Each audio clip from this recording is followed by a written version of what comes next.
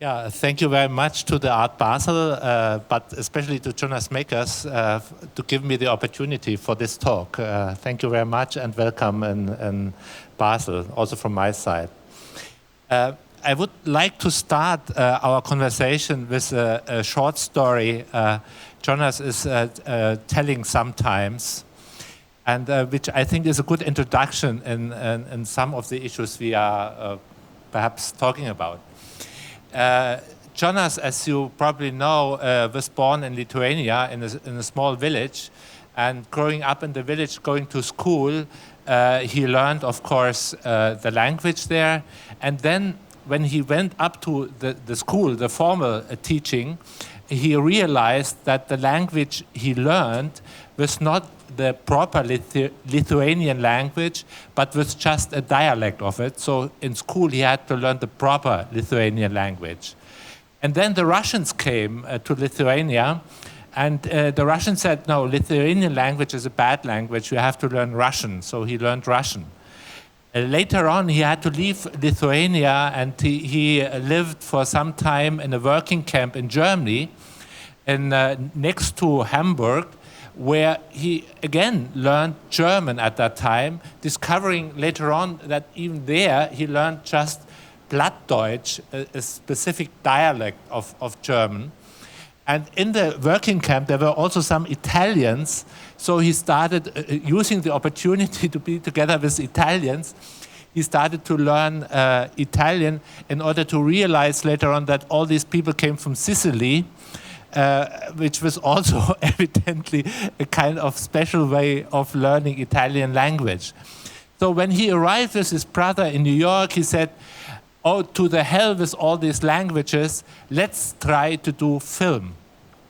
So filming became the new obsession.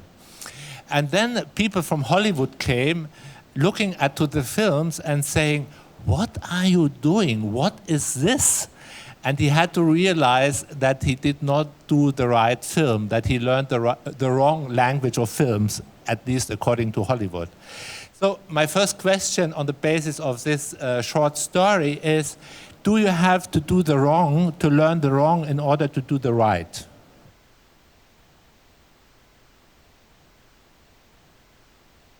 Maybe it's more comes to learning many.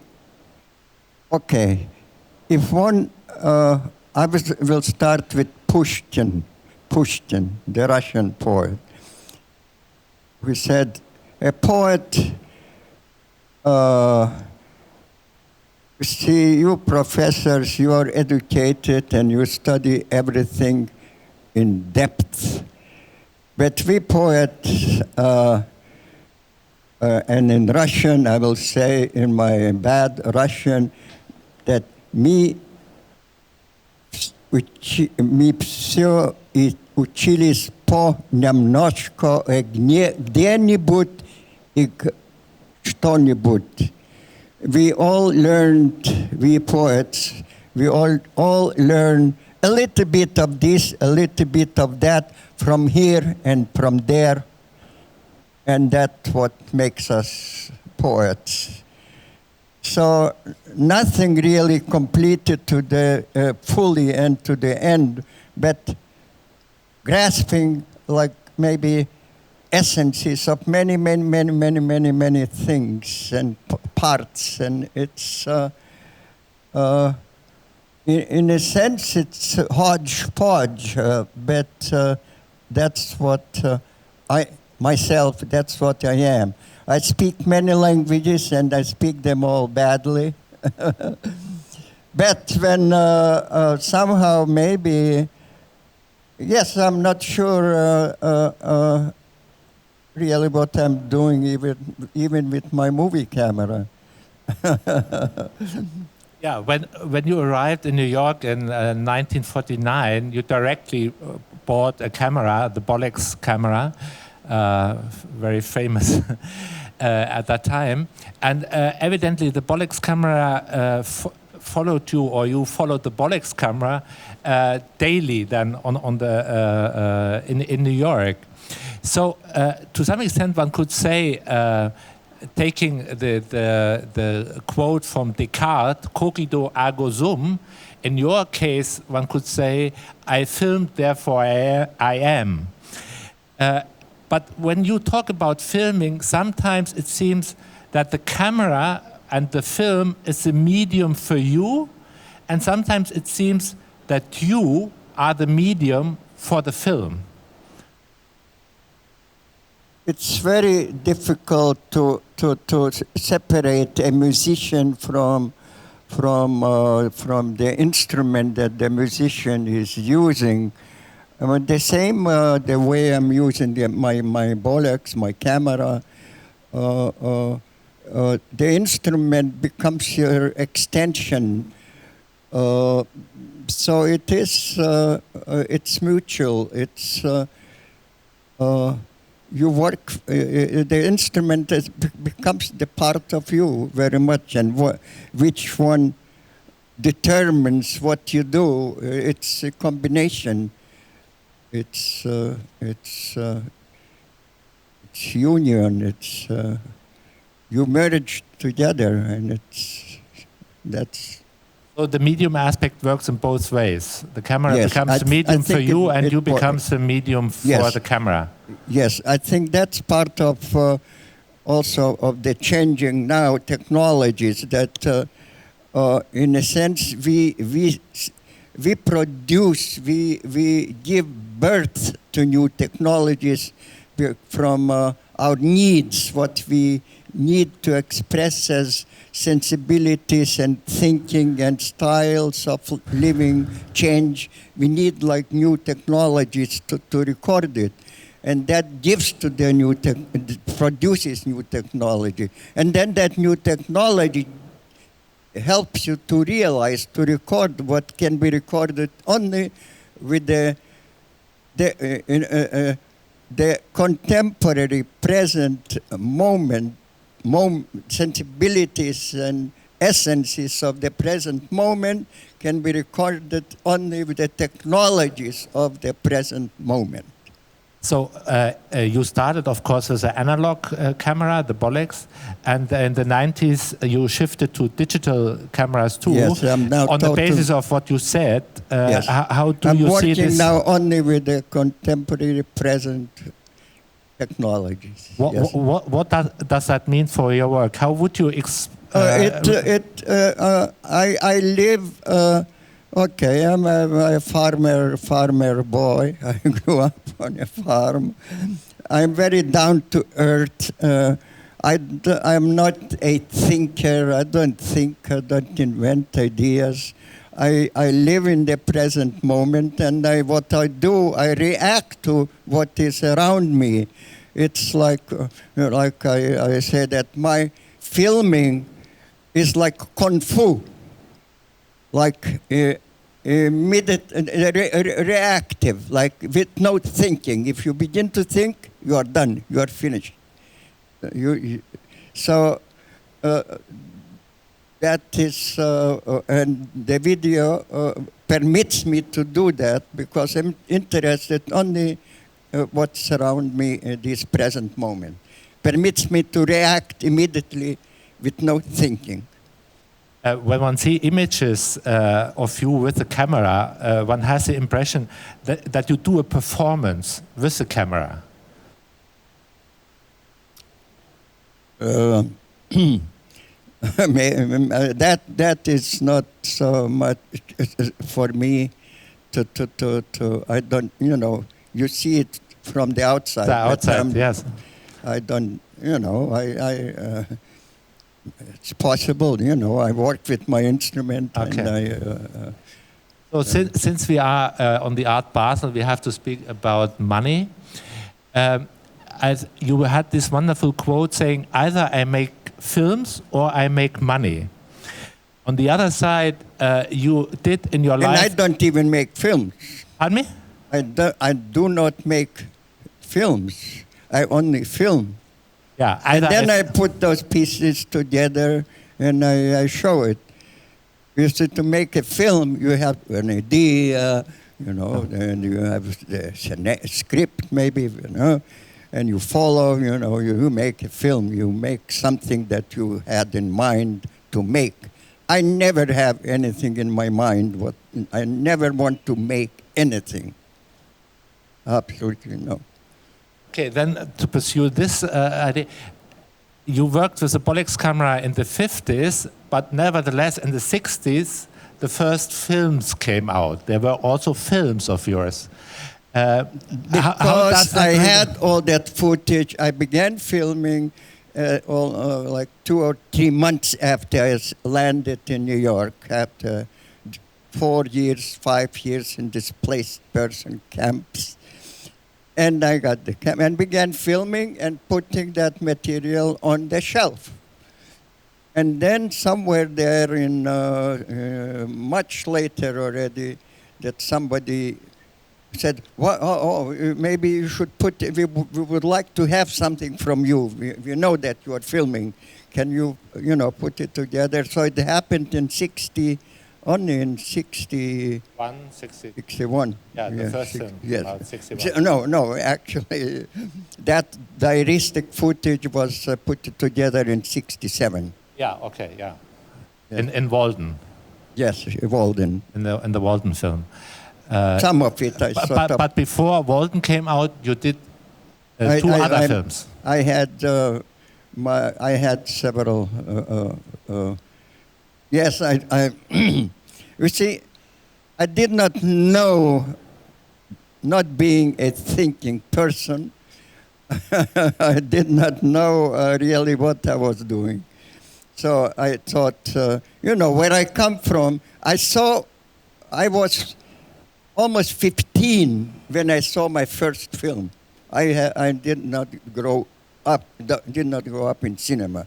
So the idea that, was that cinema movies are made only in Hollywood. That's cinema, what you see in the people's cinemas, that's cinema. And that was almost like until I landed in New York and had to see other kinds of cinema. That's when I saw for the first time the French, German 20s, 30s avant-garde cinema or doctor. The second evening I landed in New York, I saw Cabinet of Dr. Caligari and the fall of the House of Epstein and But on the basis that Hollywood was and that was my introduction to cinema. I was 27. Okay, but on the basis that Hollywood was, so to say, the cinema at that time, one to some extent could say... So that's why I began making, I saw some documentaries. I was very, those who see the material, my early material from the first 3, 4, 5 years, they say, oh, this is like, some of Strand's work or, in photography, early documentary style. I was imitating, I was following. They were my teacher, and so I followed what others were doing. It took me like 10 years to escape, to begin to discover what I really want to do and how I want to do. But besides filming, you did also invent, so to say, a magazine. You were writing on films. I began, you were creating a cooperative. You were creating an archive later on. To some extent, one could say you were creating a counter-institution to Hollywood as far as filming is concerned. Yes, we not so much counter. I considered it a creation of the filmmakers cooperative, like our cooperative alternative distribution system was bypassing, was not against.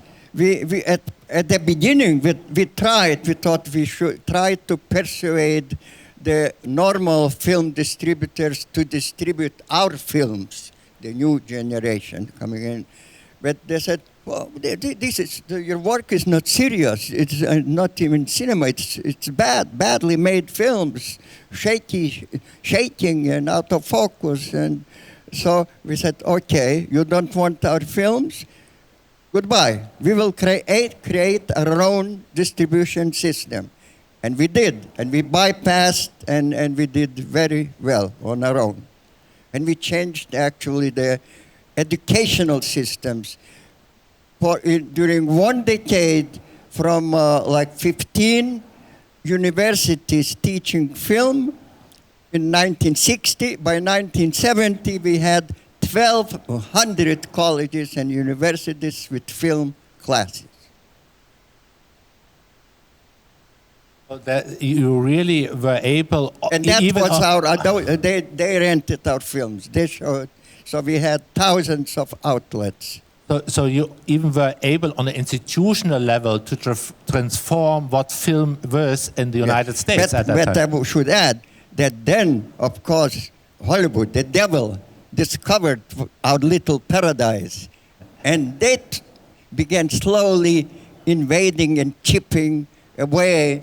They went into the universities and colleges trying to, and eventually, of course, then the situation began changing drastically again because of the video coming in. That's another story.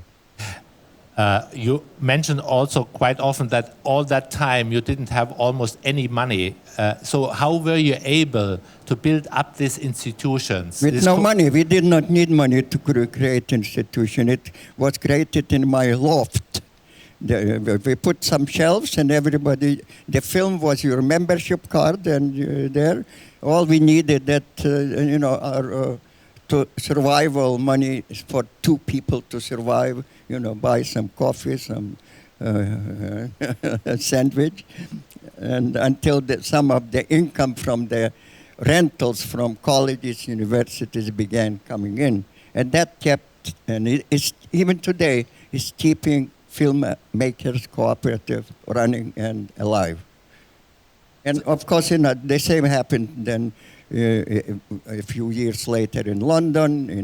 It jumped into other countries, including Germany. And some of those cooperatives did not survive for various, sometimes political reasons. I know that Hamburg Filmmakers Cooperative decided, yeah, but you see, this filmmaker is okay, but that one is not okay. We don't approve his politics.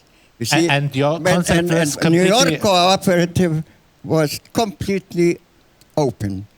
You have a film, and good or bad does not matter. Your film is your membership card, will be listed in the catalog alphabetically, like when you go into a bookshop. It's not those thousands of books. They are not all masterpieces. There are very bad books there. But it's open. A bookshop is open to all of the books. You mentioned already that you came to film quite late, end of your 20s, before you wrote poetry.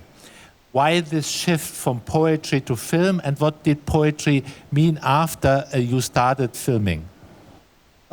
During those 5 years in displaced person camps, when it was, I did not see any hope of returning home, of the Baltic states becoming again independent and free. There was no visible hope at all after Yalta, when those countries were given, for free to the Soviet Union. So some of us, including myself, went through writers, poets. One could call that I went through my own nervous breakdown or series of nervous breakdowns. And by the time I arrived in New York, I was in 1,000 pieces. I was not in one piece. and that was that led me, because writing. For whom am I writing? Who is going to read me? Because they're not going to print me, and they did not print me in the Soviet Lithuania.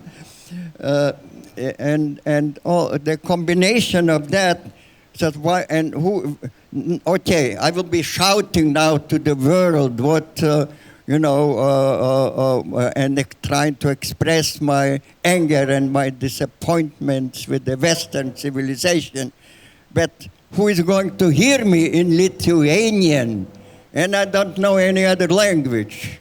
So cinema, everybody said, everybody was saying, this is the international language. Of course, now we know that's not true either.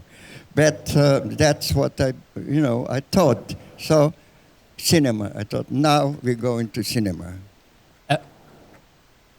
So when one sees the footage of the first years and the film you mentioned, Walden, and later Lost, one could say these are films about the situation of displaced persons.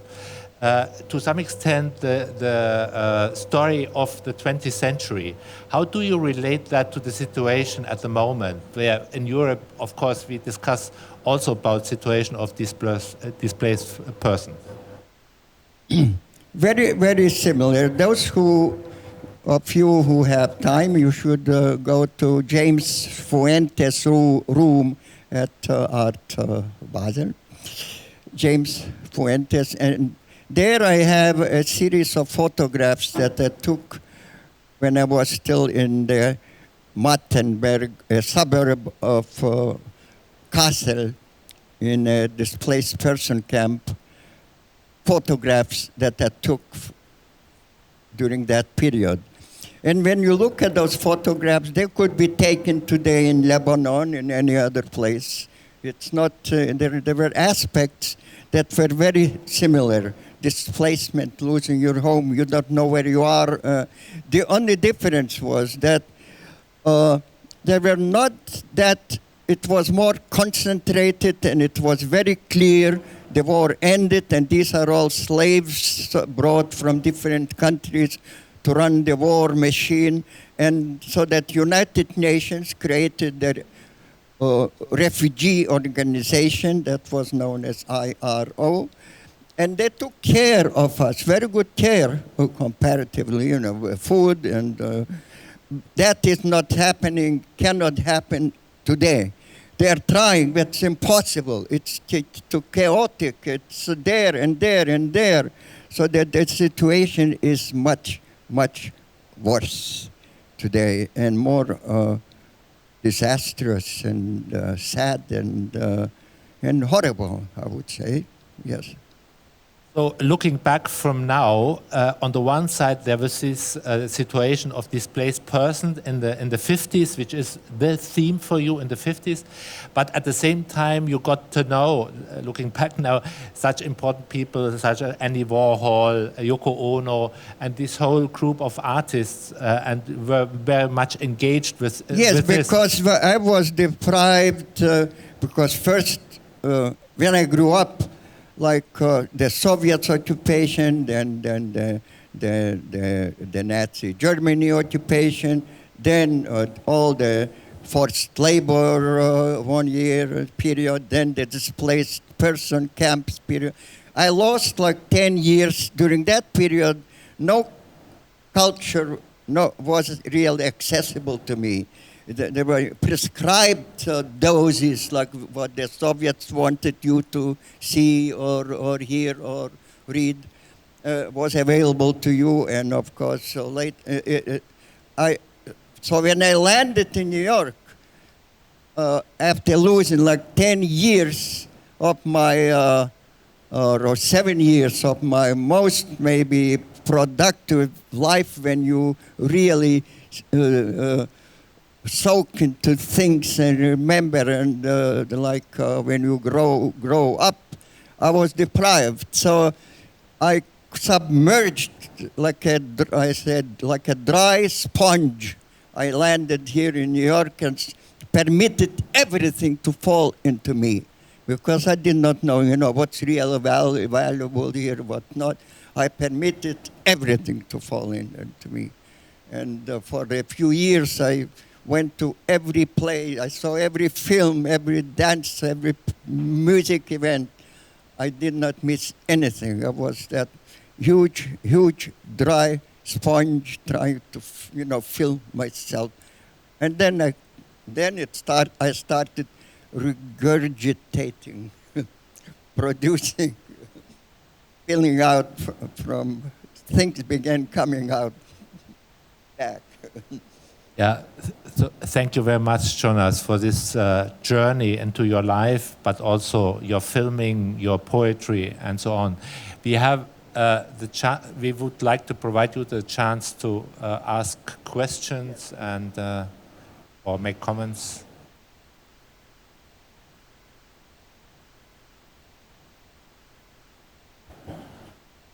What do you think, a bit of a typical question, but I would really love to know your opinion about the art market and art of today? I do not have much time. I walked a little bit through I did not have much time, and I don't have much time to familiarize really with what's happening in the art market, especially world. It would not be fair for me to make statements or express, opinions. No, not fair. But I know some artists. I watch them. Some friends. What my friends are doing. My world, in a way, is quite limited and quite focused. So. Perhaps you say a few words about the project you are involved in at the moment. Yes, but I would say, though, that much of what in film, for instance, in cinema, when the people are asked, okay, have you seen something from what's being shown? What did you like? Then I say, yes, I saw one great film by Boris Lehmann. Les deux vieux lieux, my two places, made the lieux. I said, what? Who is Lehmann? Where can we see? He said, no, you cannot see this film. I saw it in Brooklyn at the Microscope Gallery, and there were only 6 of us. No, and then Boris Lehmann went back to Brussels. So only 6 people saw the film, a film which I think the best film that I have seen during the last 5 years maybe. So there is nobody that I could talk with and discuss it because only 6 of us saw the film. But there are, on websites you see all kinds of stuff, and you see in galleries and fairs all kinds of stuff. But I think nothing matches for me that film. Yeah, perhaps you say a few words to the project you are working on at the moment. I'm trying to build a library I run this little film museum, anthology film archives. Of just little, we have about 35,000 films in it. But we have a lot of paper materials, documentation that goes far decades and decades back. And not only covering the history of the American avant-garde independent cinema, but going internationally. And we need space. We need a library to take care of it and make it available. So I'm building a library so that we can make all those materials available.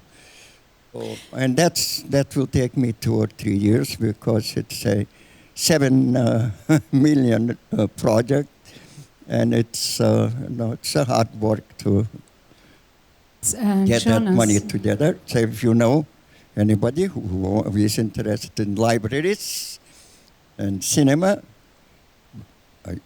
let them come to my help. I'm not building it, I said, for myself. I'm building it for those who need all over the world. There's a question in the back. Jonas, it's an honor for us to have you here in Basel, and long life. I have a question concerning the collaboration between you and your brother Adolphus. Could you tell us something about your trajectory together? Thank you.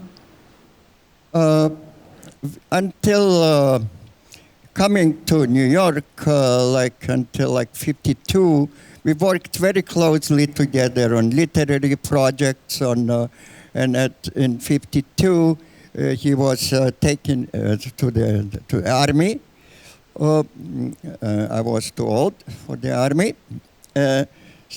So in those days, they could still force you to go into the army at a certain age. And from there, he began, what we did began sort of splitting, more going to two different directions. So that when he came back from the army, together we started Film Culture magazine. That was still, we were working very closely together. The magazine would not exist, really, if not, we would not have been, working together. Then later he moved to Bernd College and created film department, and he was more interested, he was really also educator, a teacher, and he liked what he was doing. But at the same time, he managed to make 3 or 4 films.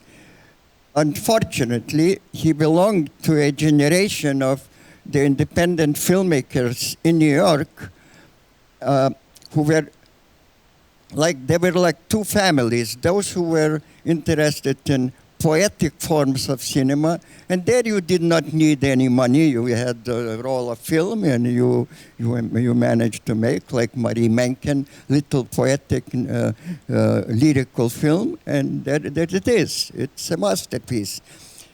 Then the other group, like Shirley Clark, Lionel Rogozin, and like a dozen of others, they were interested in telling stories, and there you needed at least, not maybe much, like Shirley Clark's first film, The Connection, was like $150,000.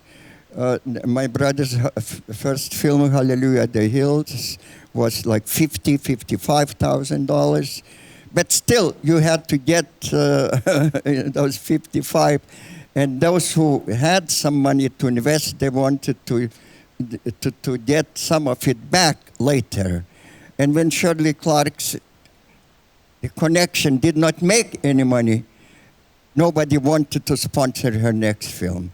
When Rogozin's films did not make money after his first films, nobody gave him money. The same with my brother Adolphus, the whole generation of very promising filmmakers froze there at that point. Okay. Other questions? Jonas, I have 2 questions for you. First would be, how actively are you following Lithuanian art? And the second, I'm not following because I am not. There is no way in New York to follow. No way to follow. Okay, and do you have any connection with Lithuanian artist community? No, I do not have you? that because to begin with, they have to have some interest to be connected, and they don't seem to have any interest. And I am too busy. But when somebody comes to me with some interest, I always respond, and because I'm a very, very weak person, I get when somebody asks something, I say, yes, I did not learn to say no. I should, I'm trying to learn. So it's all depend on them, and I'm available, and many people, come and work, but I don't have much with the Lithuanian. They consider, I don't know how they look at me there. This is a very gracious offer. So, other questions? Comments? Okay, there's one in the back, perhaps the last one, and then really in the back, or didn't I get it right? Or in front, then. Okay. Hear me?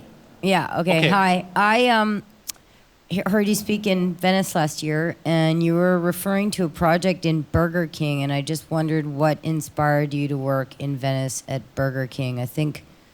the project, the idea came from enthusiasts, idealists from local, from Venice, and Francesco. Is Francesco here? No, it's maybe here. Two Francescos, really. And Alessandro's here. Alessandro, yeah, he could tell. But it came from their, it was their idea and their enthusiasm that they proposed it to me, and I thought it was exciting too. Why not? Why not? I like challenges, and it was something different. So I said yes. And we did it. What it is really, it's Burger King, the only Burger King in Venice that has a beautiful, huge windows, glasses, panels. So there were 32 panels there, and I covered them with a series of film frames. Later, it was a variation of it was presented by them in Brescia, printed on glass panels, and the project is still continuing. Yes. Hi, Jonas. I'm wondering if you could tell us how you became involved with the Fluxus artists. Fluxus involvement was that I became friends with George Machunas very early. He was only 16, 17, because he was also a displaced person in New York. And we met when he was still a student, and we became friends, and we continued working together. When I began publishing Film Culture, I asked him to help me in design, to do the designing, and when he later moved into the Fluxus activities, we continued working together until his death, really. Yes. Okay. Thank you very much for your interest, and have a good day in Basel. And thank you very much for your talk and the offer to the audience. Thank you for making this trip from Berlin. That's where we met. Great.